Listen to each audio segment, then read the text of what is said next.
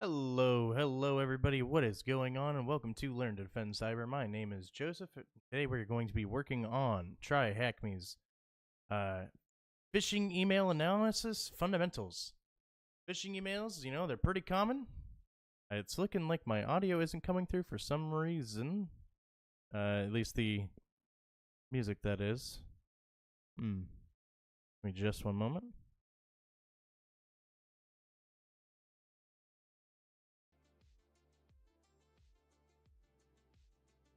Alright, that should have fixed it. Nope, not looking like it did. I'm not sure why that's not coming through. I am going to have to toy with that at another point. Either way. What's going on, Chris? What's going on, Mariana? Welcome on in. So yeah, phishing email analysis. Why is this important? Why are we doing this? Simply because phishing emails, if you look it up, there's a couple different studies. They don't really agree on an exact percentage, but it's anywhere between 85 and 90-ish%. 90% of your intrusions start with some form of social engineering, typically a phishing email, right? So, why, or how rather, would we take these emails and figure out who possibly may be phishing us, which most of the time you're not going to figure that out, but you could do some form of attribution to say, hey, it's coming from these domains, it's coming from these IPs, and that's subject to change pretty quick, but they're trying to drop this piece of malware. This is what they're trying to do. This is the pretext they're using, and we can get all of that from the email headers, right? So we're going to go ahead and pivot over to the lab, and we're going to take a look at the introduction to phishing analysis fundamentals. So if you're following along, it's the phishing analysis fundamentals room at Tryhackme. Next few videos, we'll probably be going through the phishing analysis track, just because I think it is something that people should know, especially if you're going to be going into a SOC position. Having the knowledge and know-how on how to dissect email headers and get different information, possible IOCs, is very, very important. So let's go ahead and pivot on over. I'm going to see... I'm going to go ahead and see if I can get this. I don't know why my audio capture is not working for music. But we'll see if I can get that fixed when we pivot over. I may need to fix something with my audio back end over here.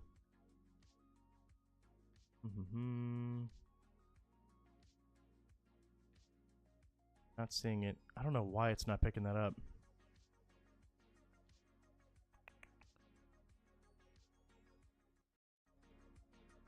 Oh, there it goes. Oh, I see what's happening here. There we go. You should have audio now from the music. A little bit of user error. What's going on, Rhonda? Welcome. All right. Now that that is sorted out, you should be able to see the screen. Yep, we got it going. So let's talk about phishing, spam, social engineering, and all flavors of fish, right? So phishing. I'm sure everybody at this point, if you've connected to the internet and you have an email account, you have probably received a phishing email. A lot of them are automated. A vast majority of phishing emails are automated. Their goal is to get you to either click links or get a sense of trust established, to either put in your credentials somewhere, download a piece of malware, visit their site, pay them money. Their goal may vary, but it's all intended to go ahead and take advantage of people's curiosity and what's behind the link, what's behind the download. There's a lot of different ways that phishing emails get pretext. We can talk about that more in other rooms, I'm sure. But phishing is a very, very common attack vector. Okay? Millions upon millions, if not billions, of phishing emails are sent I would assume probably weekly. I don't have a specific statistic, but I know that I see phishing emails in the environment all the time, and we're talking probably upwards of hundreds in just some small environments. So at the global scale, it's got to be quite a few. So an organization can follow recommended guidelines when it comes to building layered defense strategies, but all it takes is an inexperienced and unsuspecting user within your corporate environment to click a link or download and run a malicious attachment. That is something that I always harp on. Defense in depth is great, but if your end user awareness training is lacking, then all it takes is just one good phish, and there's some pretty convincing phishing emails out there. It gets even worse when we start to get into business email compromise, and when you're doing legitimate work with people, but their mail server may have been compromised, or maybe their accounts have been compromised, and they're sending emails to you asking you to download PDFs to look at certain invoices and whatnot, and it's legit them. You would have to know and reach out and contact people. One of the biggest things I always harp on is that you can't punish people for getting phished. You can't do it. You have to be with them, and you have to teach them how to spot these phishes. There are plenty of different ways, some way more technical than others, and don't bother teaching your end users the technical ways. That's for us. So you can probably teach them a couple simple tricks like the hover over link and whatnot, but people are moving fast. They're not going to be doing that in all reality.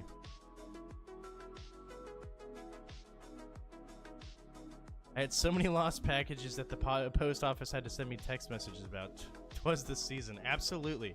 Yeah, that's a big one. So that comes through SMS phishing, or smishing as it's known. You'll see it all the time. Hey, you lost your package. We can't deliver it to you. Go ahead and click this link. Follow in. Put your information in. You know? We want to see you.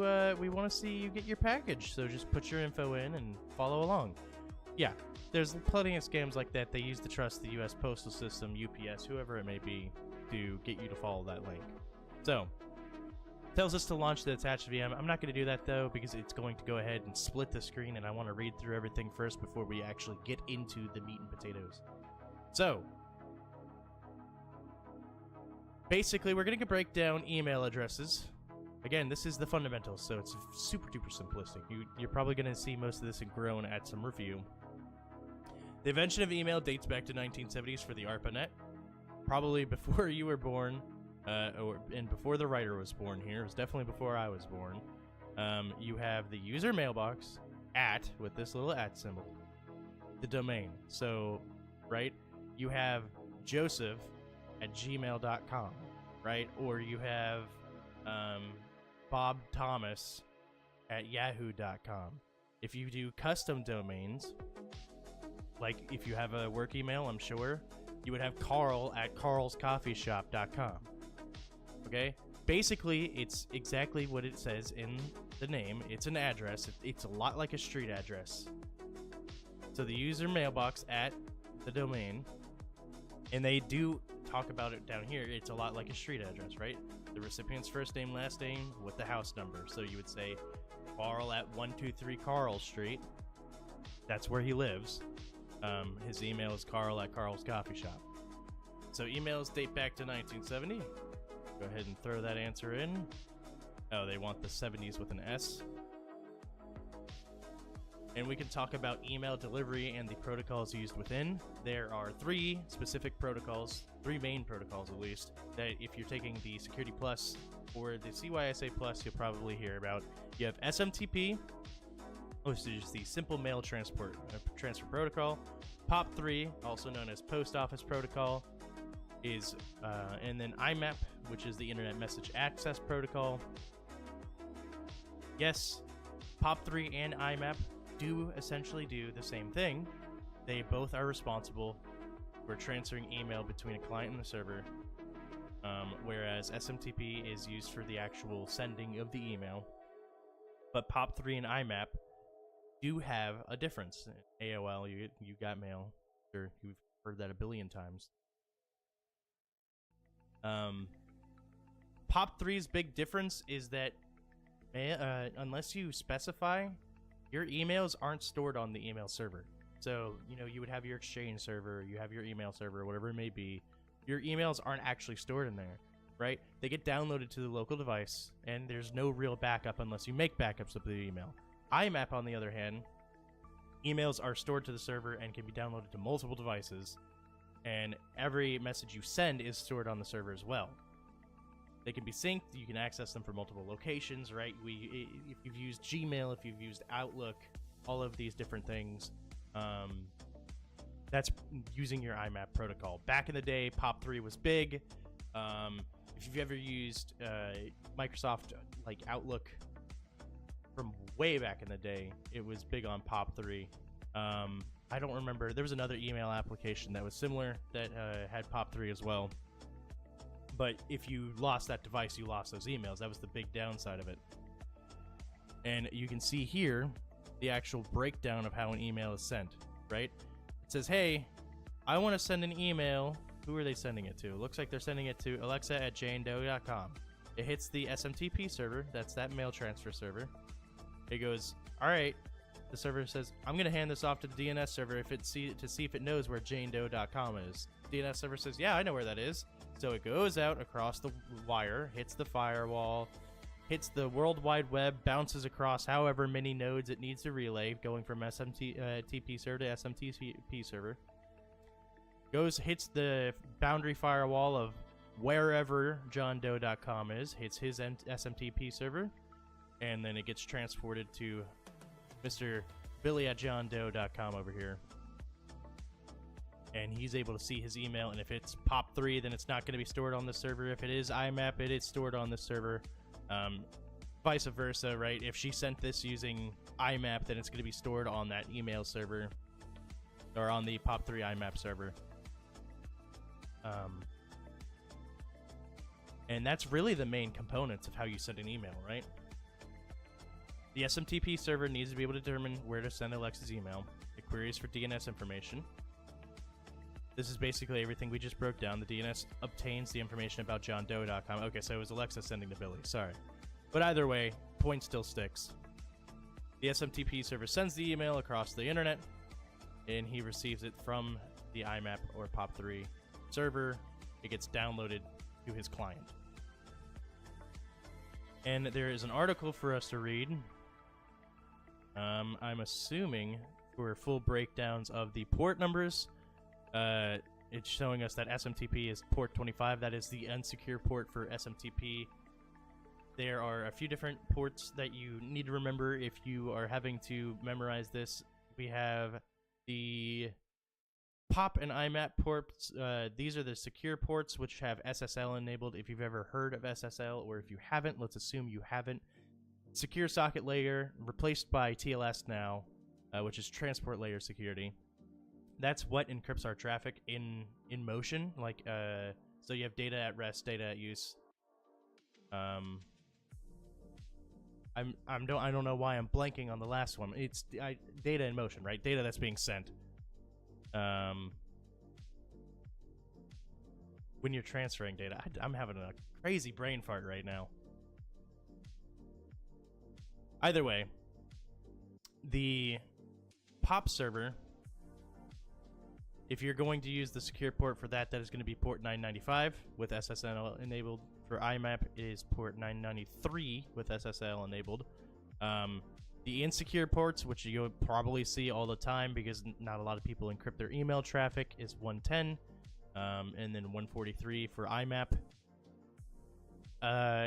Again, mileage may vary, right? You have some net admins that they may go ahead and use custom ports. I don't know why they would, but you can set it up if you own the server. But these are your common ports. These are the ones you're most likely going to see.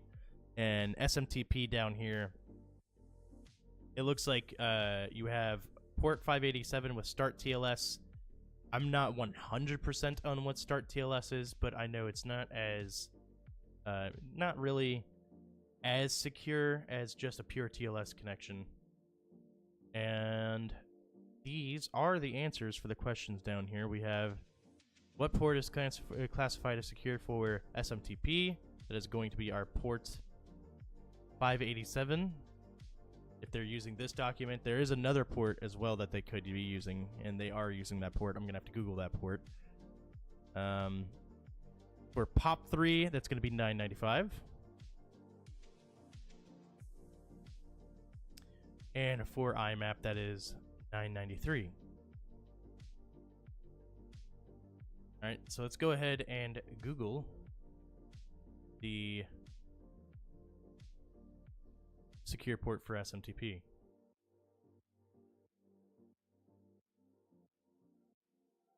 And we get our answer right here, right? We see it's 587. So that's the port we did try, and they didn't like that one. So 465 is our next option. That was not in the article they provided, but it is one of the ports. You see there's one more server right here, 2525. You might see that sometimes. I think that's just an alternate for 25.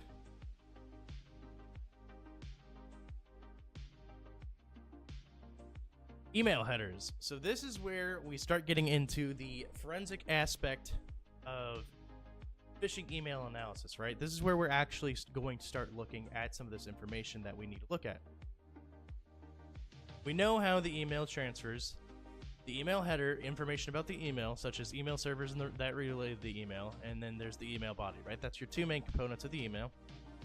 And what do you look for when analyzing a potentially malicious email? You want to look at the from, the sender's email address, the subject line, the date when the email was sent, and who the email is going to. Those are all very useful to know. So if you've ever looked at an email before, you know that you can see most of this right off the rip. You don't actually have to look at the headers. So it's giving us a warning here that this is a snippet from an actual email. Don't try to interact with it because I guess it's a honey email. It's also saying not to interact with any IP addresses revealed. So there's your warning. So right here you have the sender, you have the recipient, you have the subject line, and you have the date that it was sent right there. Different email platforms are going to have different ways to access the headers. Don't feel bad if you have to Google it. I don't have them all memorized either. So it looks like here we are looking at this in... it looks like Yahoo. Yeah, we're looking at this at Yahoo. So there's a triple dot. You hit view raw message. That's going to take you to our headers, right? This is everything. All the information about this email, right? There's plenty that we can take right here. Here's a recipient IP address, or this is from the IP address. This is the email relay server, Atlas, Freemail, Yahoo.com. This is where it would be returned if you chose to do so. The originating IP address of the email right here, 43.255.256.161. You have some different authentication results saying that, hey, this did in fact come from this email server. DKIM passes, SPF passes. More on that ahead of time, I'm sure. DKIM and SPF do take a moment to explain. And we can stop and take a second to go ahead and explain it. DKIM versus SPF. So SPF is your sender policy framework, and your DKIM is your domain keys identified mail. They're both authentication protocols. They're both used to help for fraud. SPF basically says, you can see right here, it verifies your authorized sender, and DKIM is saying that yes, it does come from that sender. It did come from that domain. Back to the room.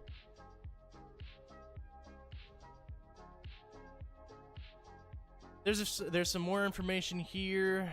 Let's see. Anything that's important? Honestly, the receive time is pretty important. You can see when the email came in. That's the DKIM signature.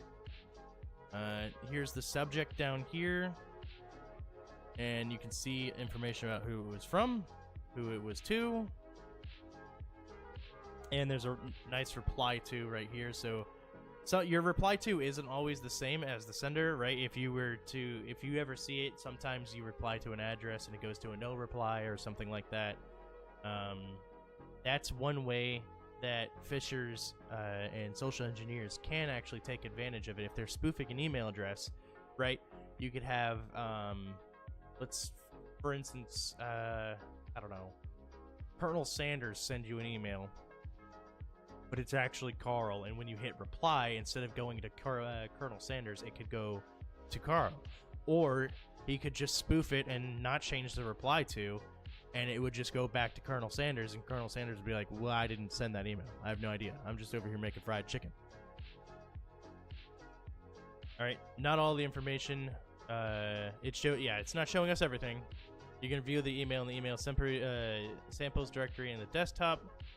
We will do that in a bit. Again, I do want to read through the information before we actually start diving in because I don't want it to split the screen, even though I could probably just close the split screen. See the originating IP, known as the X header. The domain email, the domain the email was sent from, and the reply to. Yeah, we pointed all this out. The sender is newsletters, and the reply to is not newsletters at ant.ankitech.com. And here is an additional resource from Media Template on how to email headers or analyze email headers. So if you want more information outside of this room, there's some good info right here, but there are some additional rooms that Tryhackme has that you can go ahead and look at as well. What email header is the same as reply to? Sorry. What are they asking?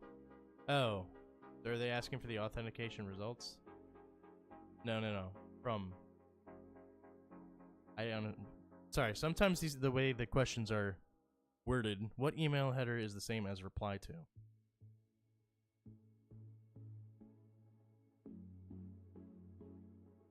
That is a good question.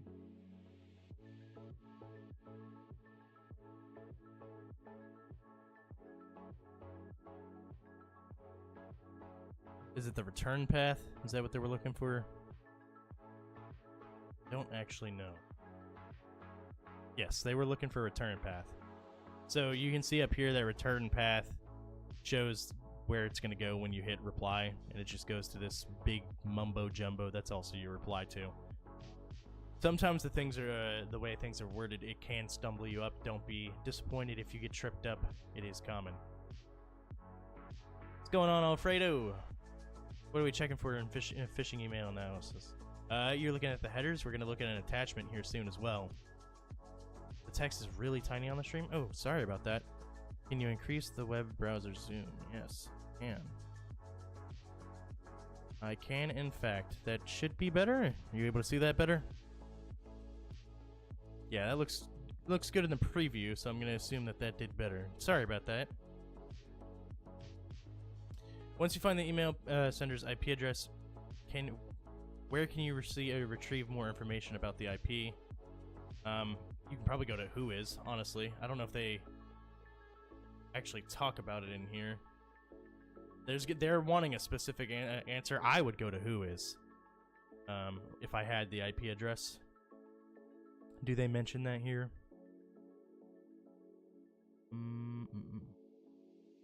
It might be in this article they attached. Sometimes they like to stash information in there for the do they don't?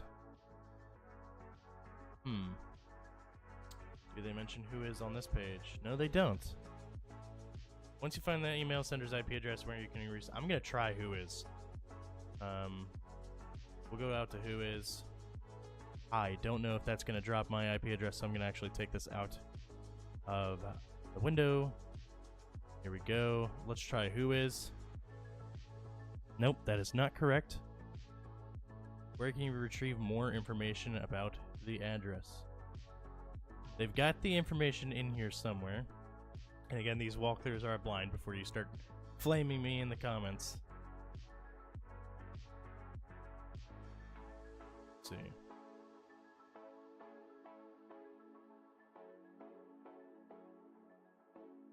They like to hide it in here sometimes. Once you find an email sender's IP address, where can you retrieve more information about the IP? Honestly, again, I would just be using whois. Oh, it looks like there's only 4 dashes. Are they using the insecure version of whois for some reason? No. Why are there only 4 stars?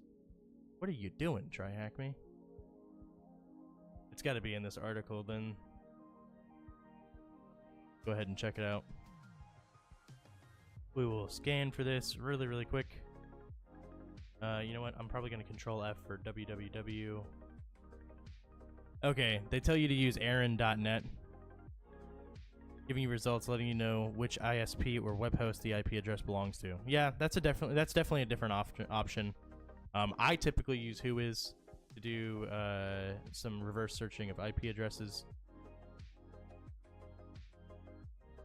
You get the same results basically. All right, glad to hear that was fixed. Just AI or just text AI. Thank you for pointing it out.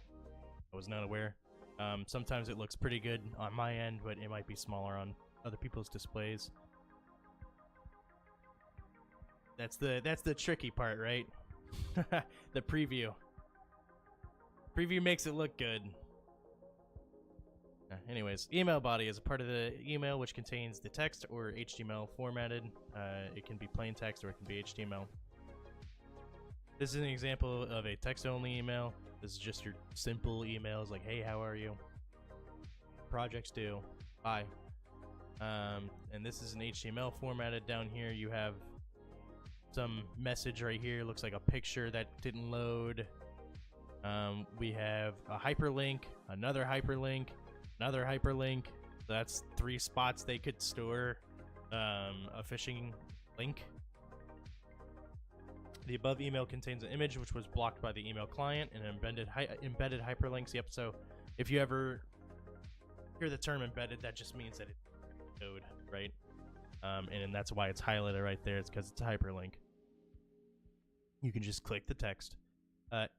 HTML is what makes it possible to add these elements to an email. It's also why we can embed pictures and whatnot in the HTML, so that way you don't have to download the picture. You can just look at the picture. A lot of your secure email clients, a lot of your actual gateways will stop you from being able to look right away because there have been instances where images have been used to store code, and there were some exploits at a time that allowed code to just run from an image, and it, quite frankly, all hell broke loose. So you'll see these email security gateways and whatnot stop that from happening, and you actually have to volunteer to download the image. So now we're in Proton Mail. You can see view source code right here. That's going to give us the HTML of the body of the email. And then they have a separate button for view headers. Again, like I said earlier, every email platform is different on where they store headers. You may have to Google where it is. That's fine. You don't have to remember all of them, just so long as you know how to find them, so long as you know where and what you're looking for. That's the important part, right? Okay, so here's the HTML code. We can see a lot of stuff going on here. This is all just formatting.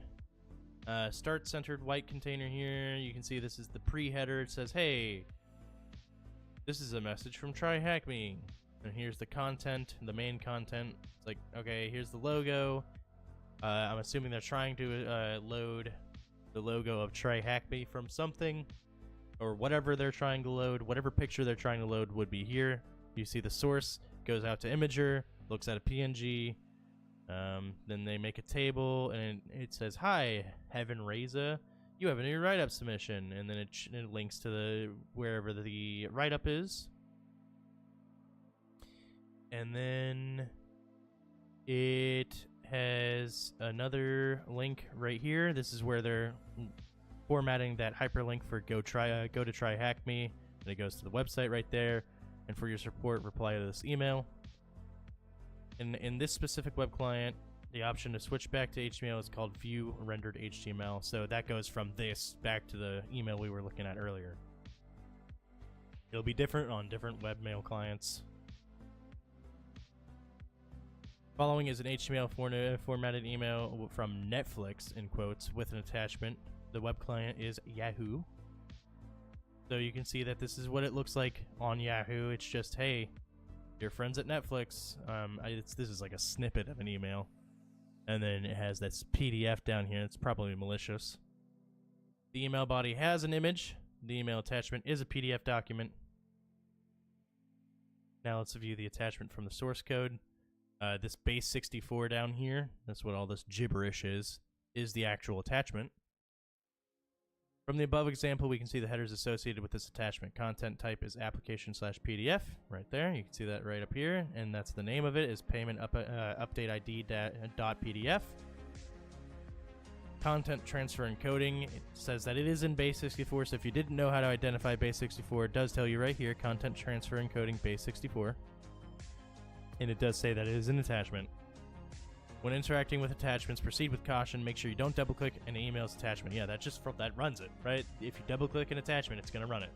That's what it was built to do, and that's how a lot of these incidents or events start, depending on where you work. They do classify it in a different language.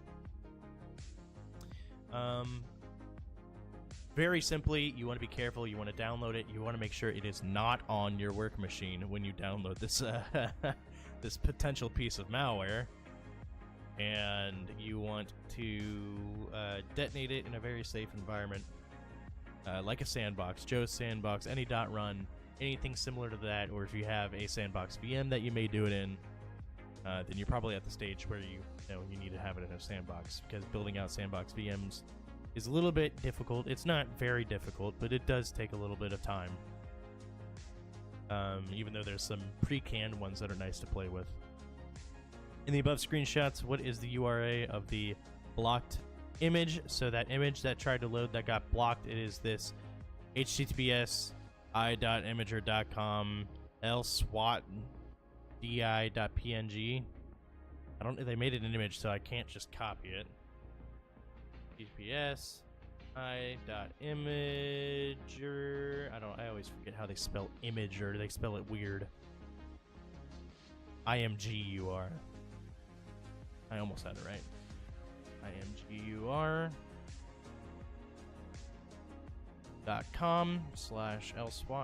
I think that's a 0 too, so we'll see. lswat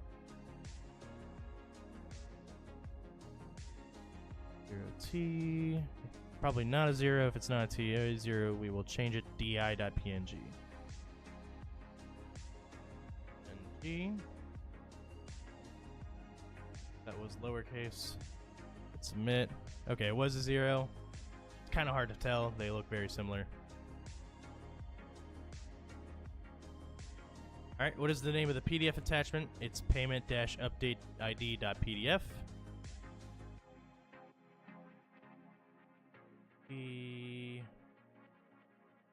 Right.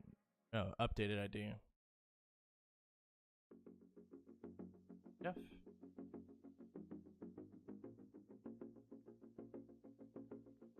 And then view the information in email2.text and reconstruct the PDF using base64. So this is where we do actually have to launch that virtual machine from earlier.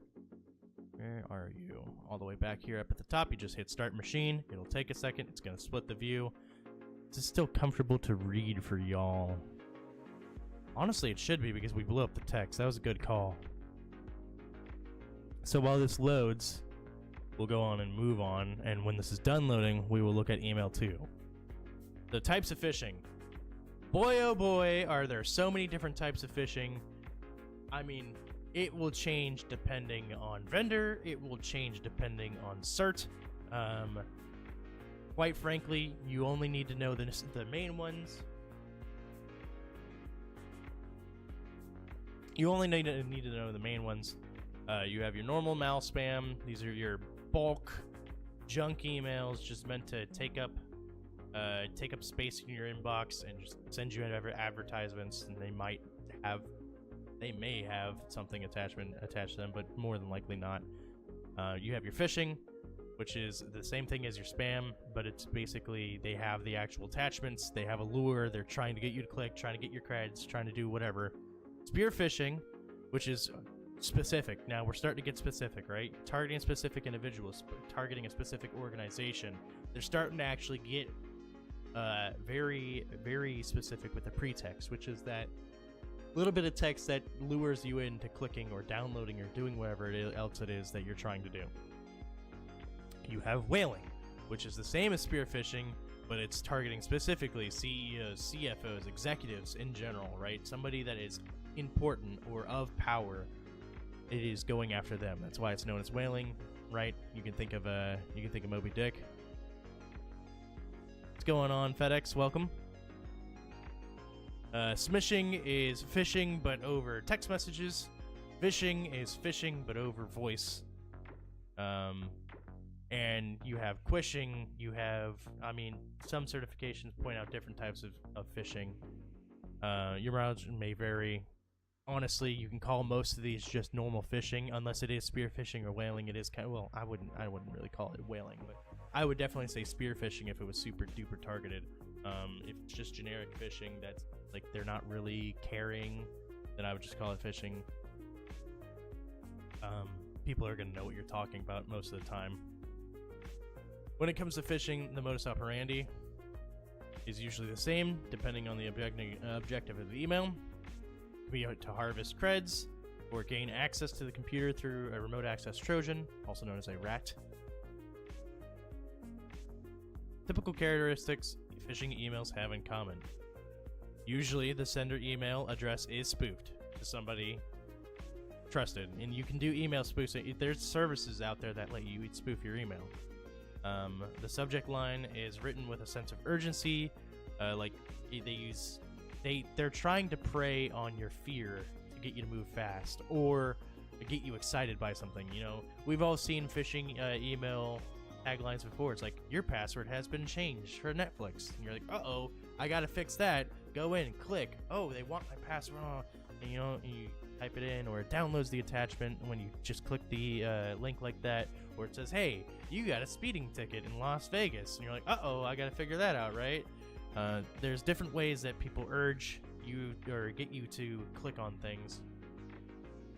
It's designed to match a trusting entity. So, like, if you've ever seen phishing emails from Netflix or Amazon or Disney, they just clone the HTML in a normal email, and then they just change out the links. That's all they're doing. Hyperlinks, they use generic content unless it is a spear phishing email. It's usually generic, like dear sir, madam, dear user, whatever else. Hyperlinks, I just explained that one, or in a malicious attachment, posing as a legitimate document, so they may use maldocs like a PDF or a macro-enabled Word document or something similar. When dealing with hyperlinks and attachments, you need to be careful not to accidentally click on the hyperlink. Hyperlinks and IP addresses should be defanged when you are sharing them with people. Defanging is using some form of character, usually these square brackets around dots and the // taking out the TTP and turning it into XXP. There are things that can defang for you. Really quick defanging, you just put the brackets around the dots. Makes it to where it's not able to be clicked, right? You can't click on it anymore. It is defanged. That term comes from, if you've ever heard of defanging snakes so they can't bite. Same concept, right? This no longer can bite. I can't click on this thing. Try as I may, I cannot click on that. All right, analyze the email titled email3.eml within the virtual machine to answer the questions before. So we're actually going to take a break and go right back up to task 5 because I did not have the VM loaded. Got one of those telling you you need to pay a toll violation. Absolutely, see, FedEx is saying he got one today. He needs to pay a toll violation. That's a very real thing that may have happened, but it's a phishing email. It's taking that urgency and trying to get you to click on it. I actually had an email come in. It was today. Somebody used my email to make a Disney Plus account. It was a legitimate email. Like, they were actually using my email. I don't have a Disney Plus account on that email. They were using it to make a Disney Plus account. I don't know to what end, but they did use it. Good for them, I guess. I'll rug pull them when the time's convenient. So we have our email samples folder here. We need to look at email 2. Okay, and this is already just the raw email. Can I get this in a full screen, please? So it's a little bit bigger, a little bit smoother. Oh boy. I may have broken everything. Alright. Minimize that. Alright. All of this base 64 here. Oh man. This is a lot. We're going to have to take all of it and copy it. All of it. Yes, I will click allow in just one moment. It's a lot of text, right?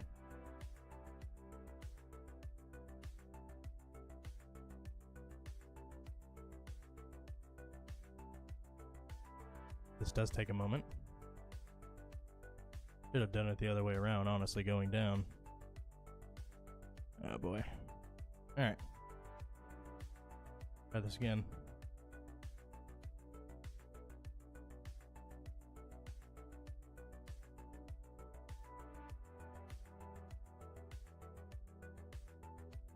The tricky part is because this is a browser-based VM, I can't go as fast as I normally would.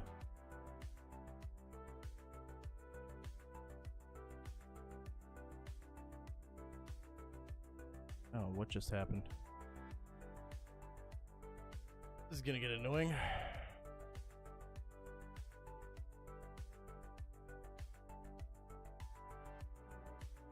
Oh, I can do this trick. So if you hold shift, I didn't think this was gonna work because this is a virtual machine on a browser. You hold shift and you can use your arrows to highlight things. So I'm holding shift down right now. Just goes up, copies everything for us. Thankfully it works. I did not know that they let us do that. You can Control C to copy it out. And we will go to CyberChef. My favorite place to decode base 64. You can paste this in here and go from base 64. And we can see some raw output. Yeah, that's cool. I don't care about the detecting that. So there is a lot of different information in here. I mean, it's going to be spitting out information at us. But in here, there should be just some legible text. Here we go, right here. Looks like we got information.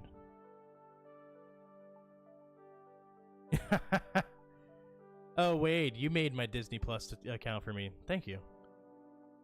It's another one of his sock puppets. Yeah. So we can go in here. You can see that, let's see. Just different information.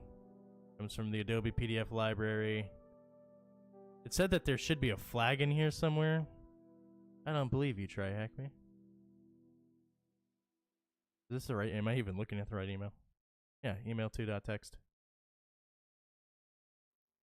In the attached virtual machine, view the information in email2.txt. Reconstruct the PDF using its base 64 data. What is the text within the PDF? Oops, I did not mean to drag that one away. It is looking for a flag in here somewhere.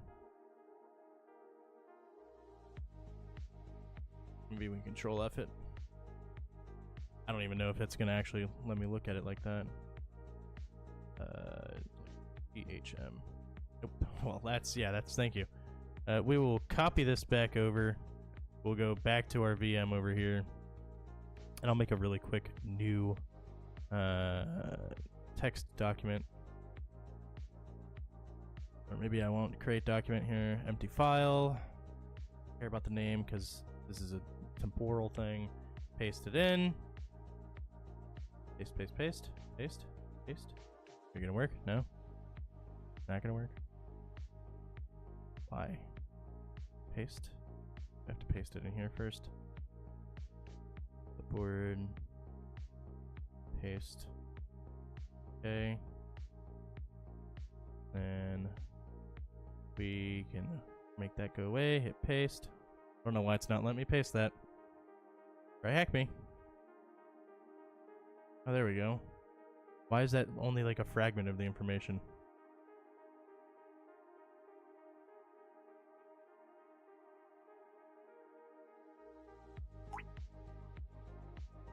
I'm trying to find the name of the flag that they have in here. The X packet. This is just different HTML data about it.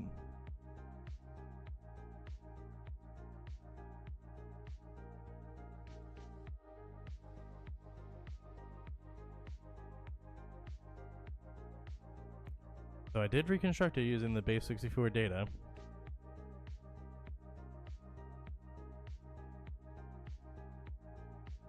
Metadata, begin packet.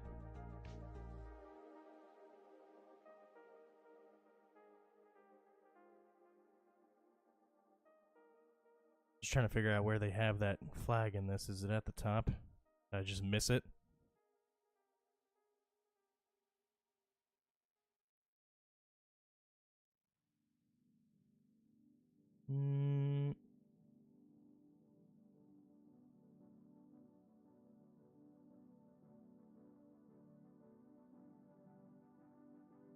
Do not see it.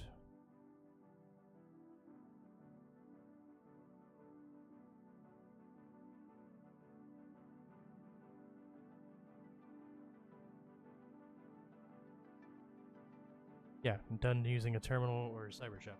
That. It's more the case of where is the flag?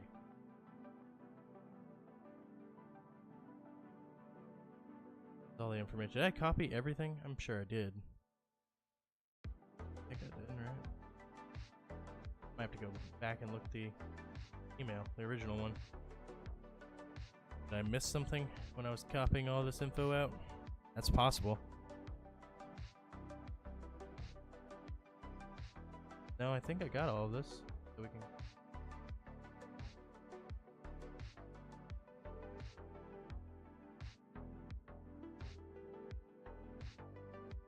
Make sure we have all of this.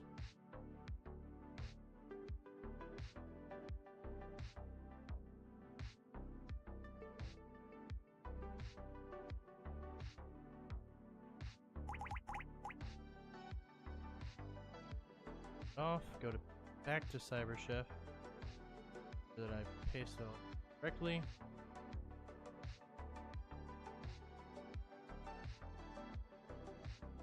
Yes, I know that you're detecting this as a PDF. That's great.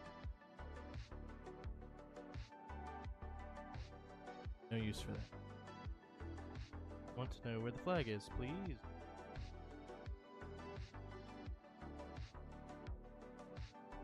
Did I just not scroll far enough down? Is it that? That'd be funny. That wouldn't be the first time either.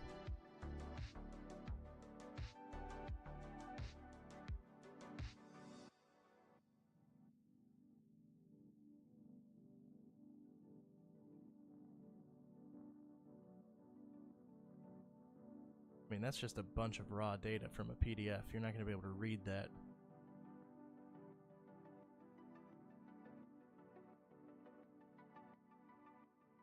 Yeah, what's going on, Jesse?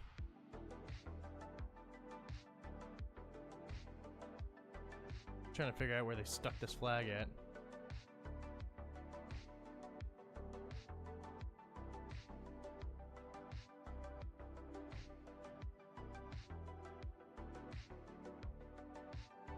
What is text? No.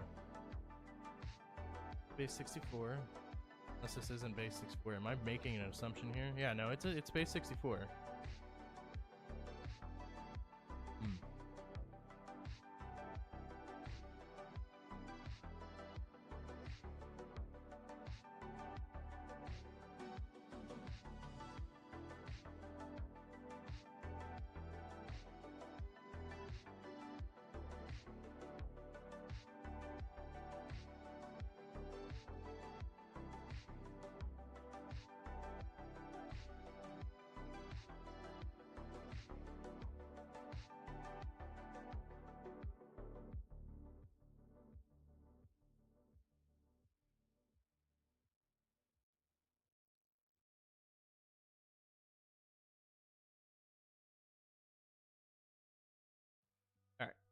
Sorry about that.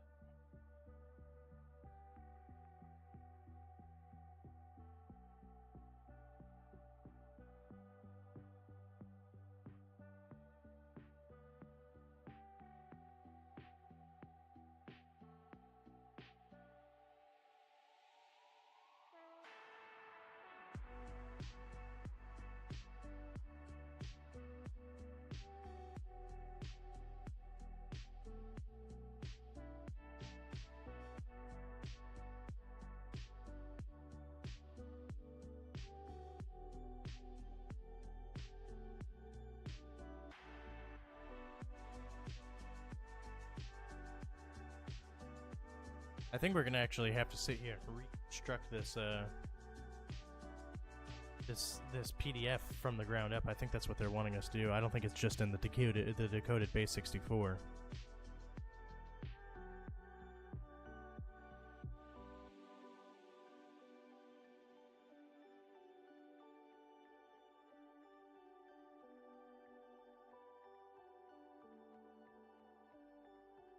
So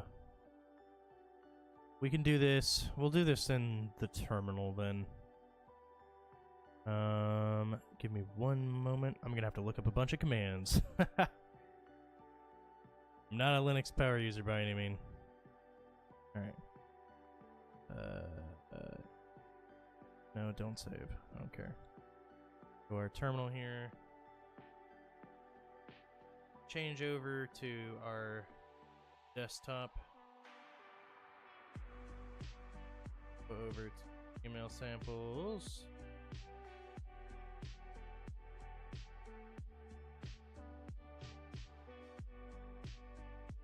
Is it adding a random backslash?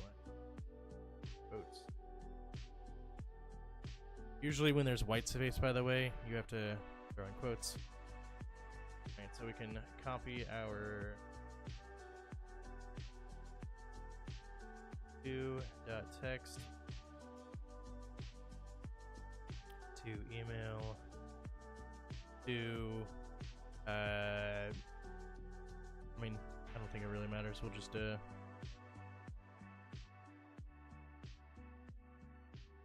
I just do email to copy.text. Alright, so we should be able to nano out email to copy because you don't want to destroy the original email. That did not work.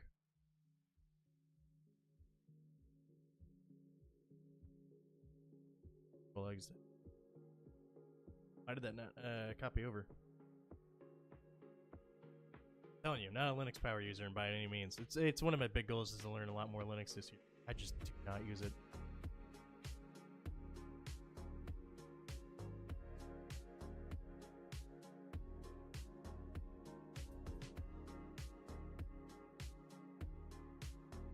Yeah, no worries, Just Text. As you can see, it's still it does take some work to get through it. This is mostly because they want me to reconstruct a PDF, which is interesting.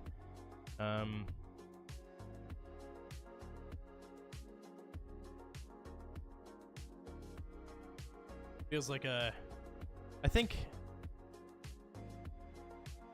reconstructing a PDF kind of a bit beyond fundamentals. But you know, who am I to make that assumption, right?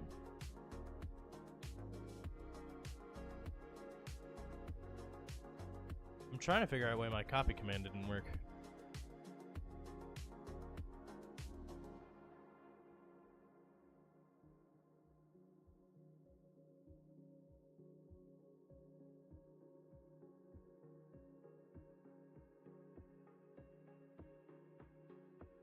Oh, there we go. It worked this time. Okay, awesome. So, now that we're in here, we can trim off all the fluff.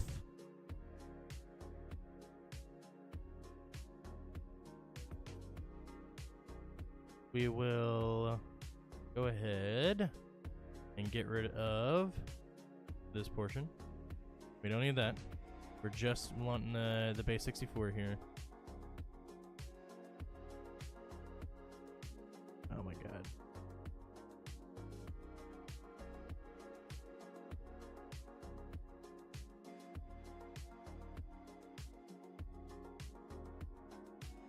Do it manually. This bunch of dashes and the numbers, by the way, that's your MIME boundary.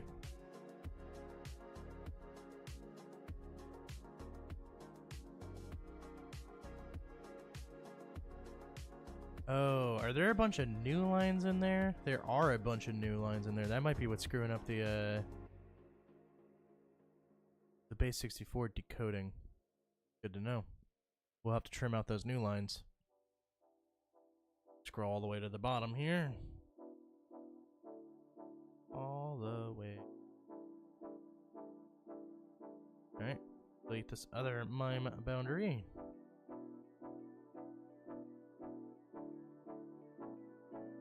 Alright. Now we just file save, make sure this is nice and saved.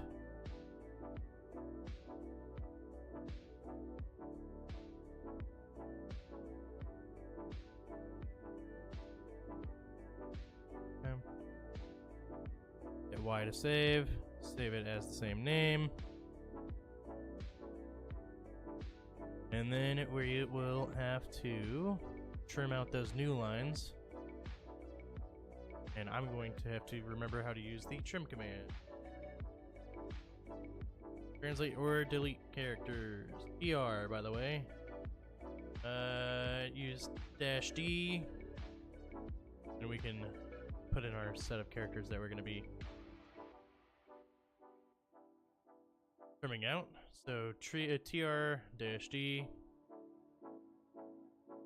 And then we are looking for anything that has that \n. That's our new line. We don't need that.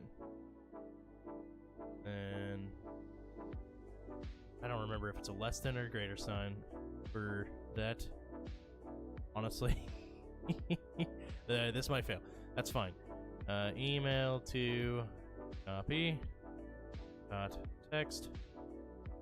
Make sure I put the capital C in there because that does matter. It is case sensitive. Alright, so that's our new trimmed text.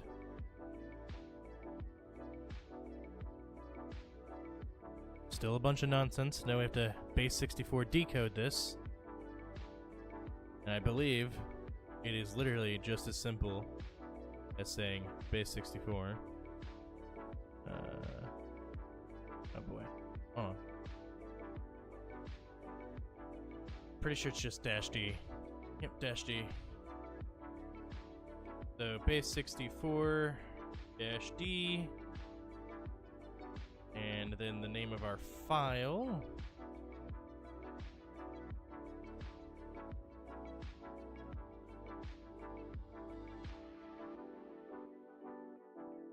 What did I name our file? I wonder if it spit out all that text if I screwed this up on accident. I may need it, you know what? I may need to actually redo this and pipe it out, pipe the output to the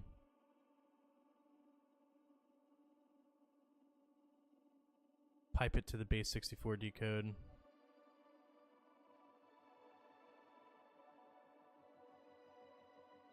Just because it dumped the information in the terminal.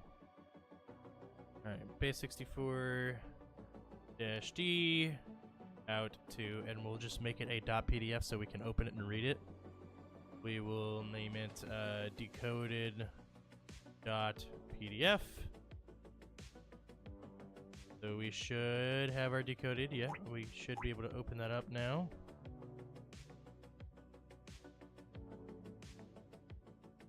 If we did it right, this should be a legible PDF. Oh boy. It is. All of that for one line of text. So yeah, I don't know how that's a fundamental, but that's how you reconstruct a PDF file if you ever find yourself needing to do that. It's not the easiest.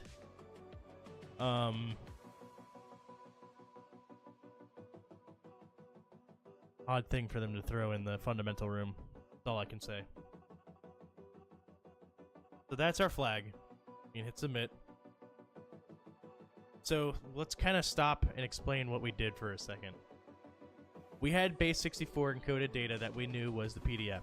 right? That was just the raw output of the PDF. We tried to translate it just using base64 from CyberChef, and that did not work. I'm assuming, or I don't have to assume, it's because it was still in a PDF format, right? You had to look at it with a PDF viewer.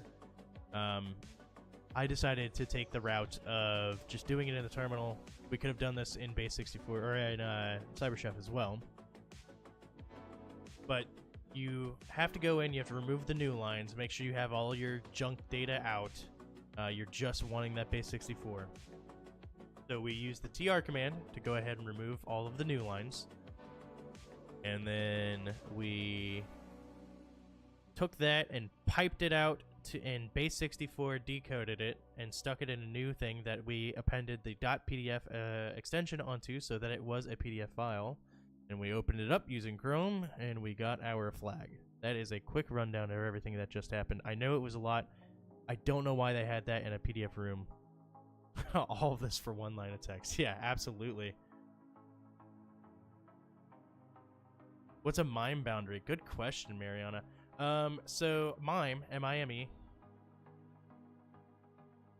Go ahead and look it up. So MIME boundary, if you were sending MIME over HTTP, we can look at this request for comment right here. Don't know, so maybe we can get a multi-purpose internet mail extension. So let's get a good breakdown of what this is, because it is not the easiest thing. Oh my gosh, get out of here, ad.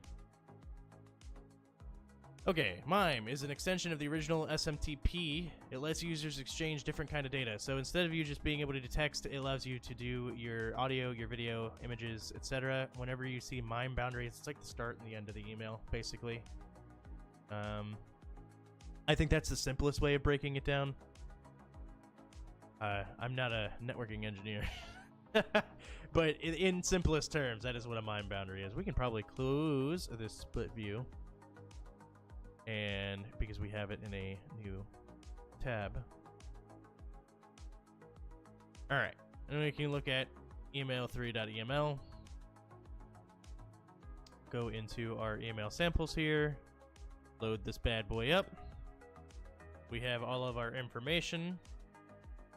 I hope they don't make us build another PDF. All right, this is all of our header information from this email. What do they want to know?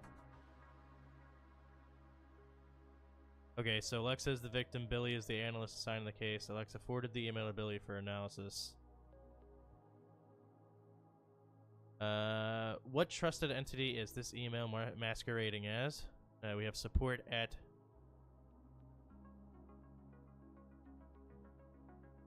Yeah. Looks like it's coming in from support at techbee.com.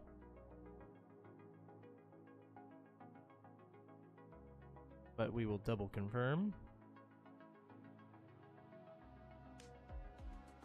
Make sure we find that sender.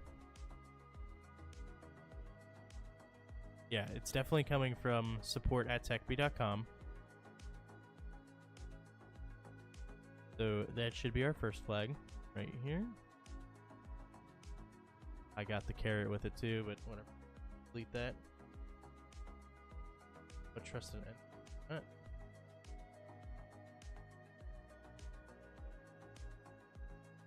Do they want tech support? Is that who they're masquerading as? Is it in the text, I assume, maybe?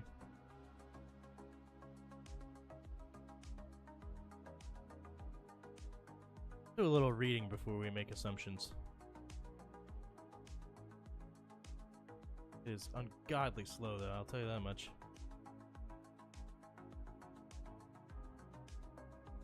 Let's see.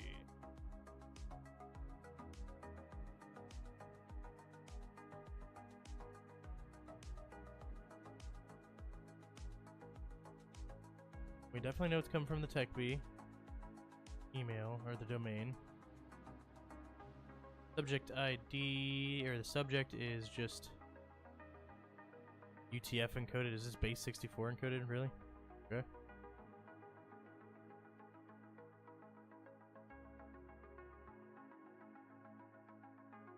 See that MIME right there? MIME. Content type, HTML. We have some very unprettified HTML. Honestly, we can probably take this.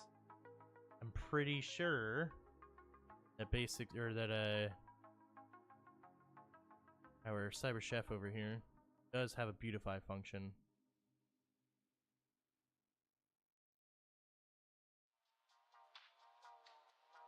Fine. We have HTML. There could be beautify. It's not as good as we could have it, but it works. It makes it a little bit easier to read. Okay, we see a click here. This is definitely trying to pose as TechB.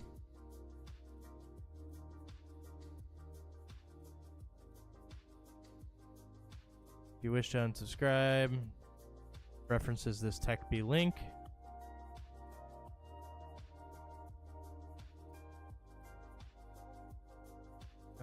Let's see here. Or you may write to Tree Technologies at PO Box. Gives a PO Box.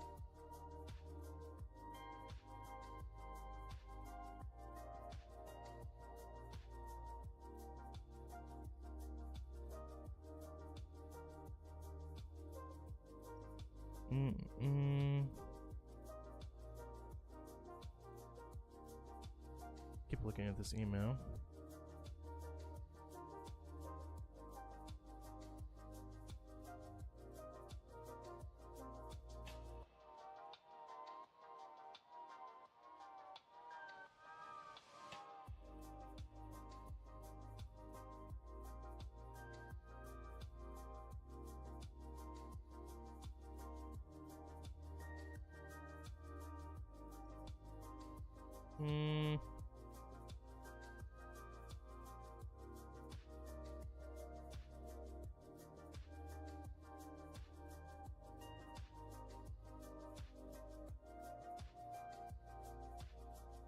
Go back to our big block of code over here and see if there's anything interesting in there.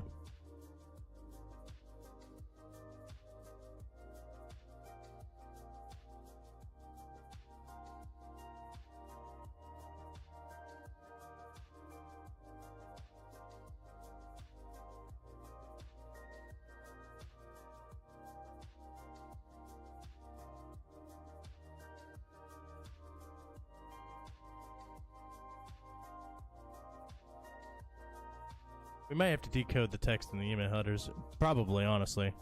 So let's go ahead and do that. I was just trying to see if it was in the text anywhere else. But it is not, unfortunately. So we will go ahead and delete this and start decoding some text. UTF-8, I did spot that somewhere. That was in that subject line.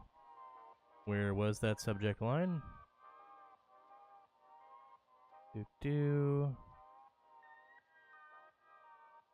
Right here. So it's encoded in UTF-8. Right here. From. Go ahead and paste that in there and get the decode text. Do they just have UTF-8 or... No, we're gonna have to get it from the decode text. So we can decode it from UTF-8. I think I got 2 characters too many right there.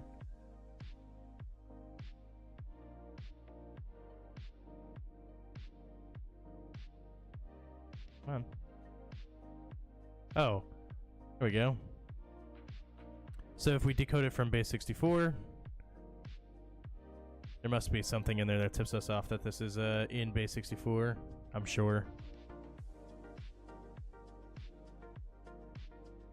I know most of this looks like base 64, but it was saying UTF-8. Either way, we know now that this is in base 64. And you see, thank you, Home Depot. Oh, okay. So I don't know who this TechB is, but they're trying to be Home Depot.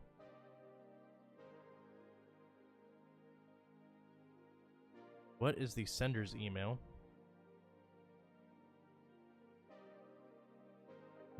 Let's see here.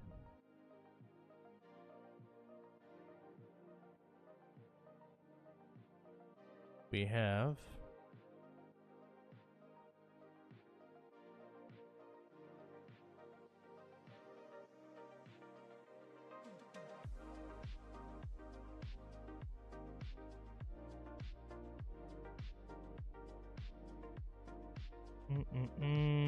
the sender's email.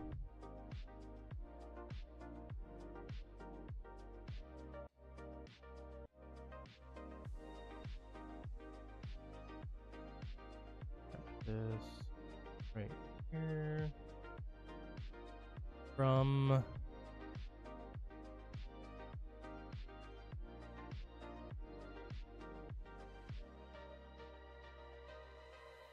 did I not grab enough of it?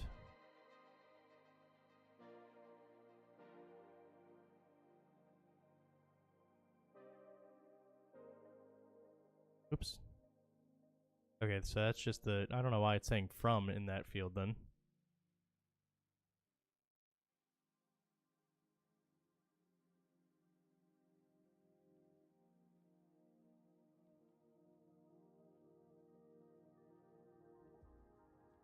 Did I not copy it? Oh boy, I did not mean to do that.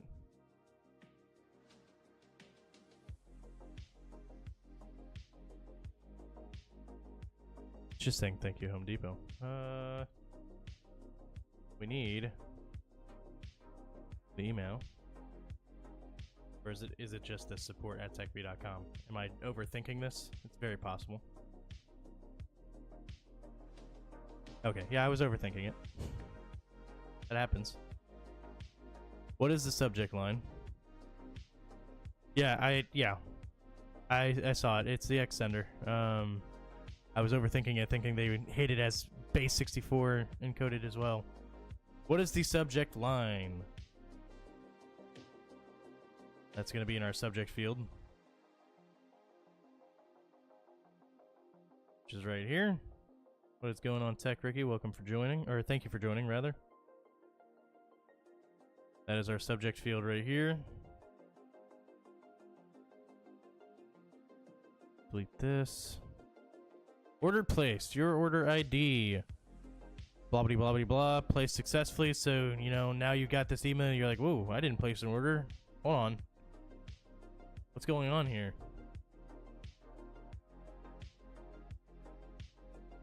Alright. And what is the URL link for click here? Enter the defanged URL. So we have a click here down here. We should have the href right here. HTTP.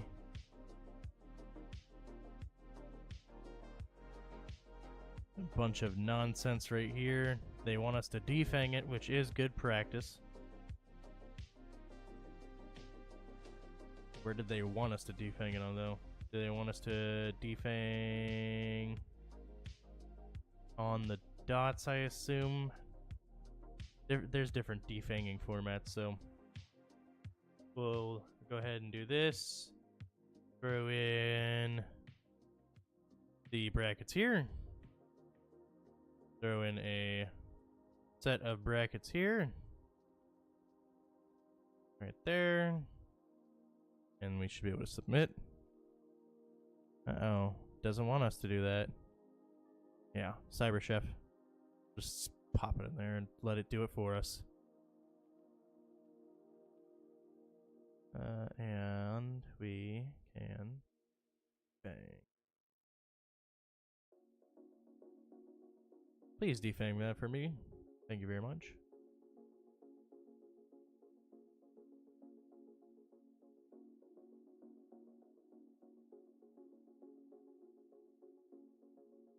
I don't know how that's not correct.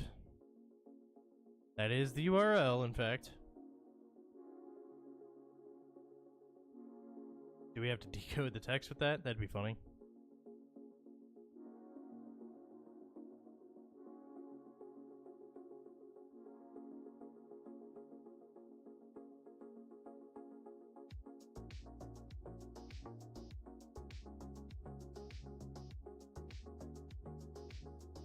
Just trying to see if they are trying to pull a quick one on us. So here's the click here, right? Then we have the href, HTTP, TechB, all this nonsense behind it. We just stop a little short.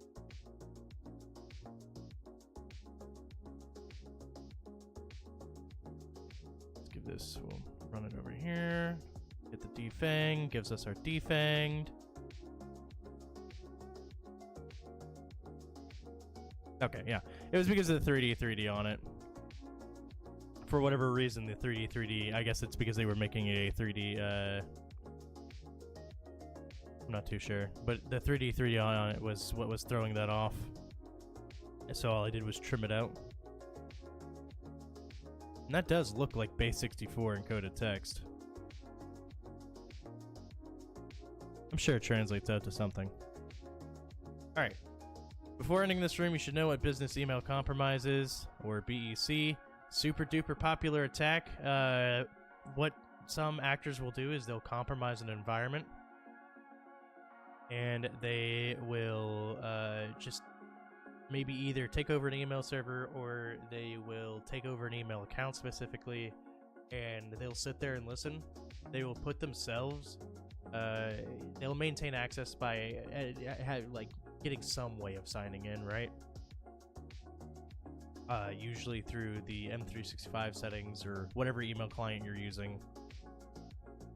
You would see them sit and listen, and they're real quiet. They just want to see what transactions are happening, what emails are being sent to who you normally do business with, etc., etc. And if they see something like an invoice being paid, what they may do is they can silently be like, just send an email out and be like, oh, hey, I sent you this PDF for an invoice. We changed banks. Here's the new number for the bank, like the new account number. Please send it here instead. And they can make it to where you don't even see that email get sent out, and you don't see the replies get sent out either. And then you're out $10,000, and it's gone straight into a bank account that you will never be able to figure out whose it is, more than likely. Or you will, and it'll just be offshores and do about it. But this is how business email compromise really happens all the time. There's plenty of different things. There's different actions on objective once you have business email compromise, but typically it's financial, right? And that is the phishing room.